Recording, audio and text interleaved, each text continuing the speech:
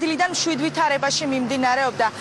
როგორც საოლქო საარჩევნო კომისიაში გვითხრეს, ჯერჯერობით ოლქში საჩივარი არ შესულა, რაც შეეხება აქტივობას. ცენტრალური საარჩევნო კომისიის ინფორმაციით, კახეთის რეგიონში ეს გურჯაანის ოლქი არის ყველაზე აქტიური და შეადგენს 16.21% აქტივობა.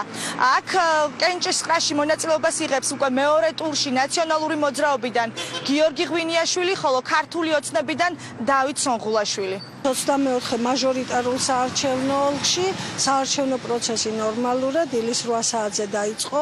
ამ დროისთვის არანაირ დარღვევას ოლქში ადგილი არ ქონია. საარჩევნო პროცესი სრულ მშვიდ თავისუფალ გამჭვირვალე გარემოში მიმდინარეობს. როგორი დამაჯერებელი უპირატესობაც პირველ ტურში მქონდა, ისე დამაჯერებელი უპირატესობით გავემარჯვებ მეორე ტურში აუცილებლად. კაროზომიერი იყო, რა თქმა უნდა.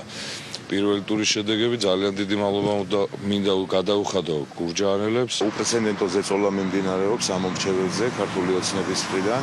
დღესაც მობილიზებულია უბნებზე ქართული ოცნების აქტივისტები, მათ შორის სხვადასხვა რაიონებიდან და მაქსიმალურად ხდება ზეწოლები ჩვენი კომისიის წევრებზე და დამკვირვებლებზე. მე მჯერა ჩემი მოსახლეობის რომ ხარს დამიჭერს და გავიმარჯვო.